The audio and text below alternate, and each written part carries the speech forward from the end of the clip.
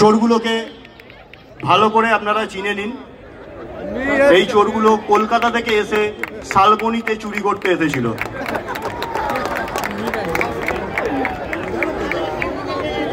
এই চোরগুলোর নাম আপনারা জানবেন ওনাদের মুখেই।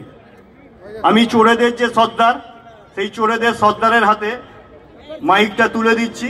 উনি বাকি চোরদের আপনাদের সাথে পরিচয় করাবেন, নিজের নামও বলবেন এবং বাকিদেরও পরিচয় করাবেন।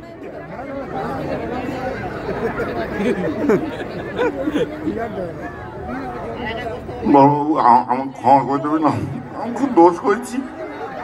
শালবনীতে এসে এখন আমি কিন্তু চুরি করে, আমি কিন্তু চুরি করে নে, আমি চুরি করে নে মা, বিশ্বাস করো আমি চুরি।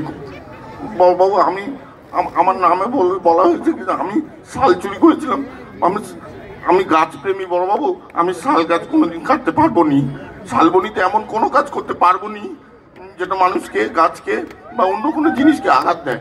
আমি শাল চুরি করেছিলাম বটে, কিন্তু সেটা রোদে শুকোচ্ছিল, শীতকাল আসছে তো, ওটা কাশ্মীরের শাল ছিল।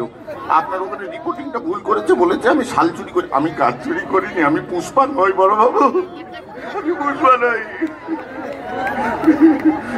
বাবু আছেন, আপনাকে প্রণাম করতে গেলে আপনি নিজেই বললেন ঝুঁকে এখানে এই শালা কি মারটাই না মেরেছে ওই জায়গায়, যে জায়গা সাহায্যে আমরা চেয়ারে বসি, মেরে পাছা লাল করে দিয়েছে গো শালবনী পুলিশ। আমার নাম মীর, ওই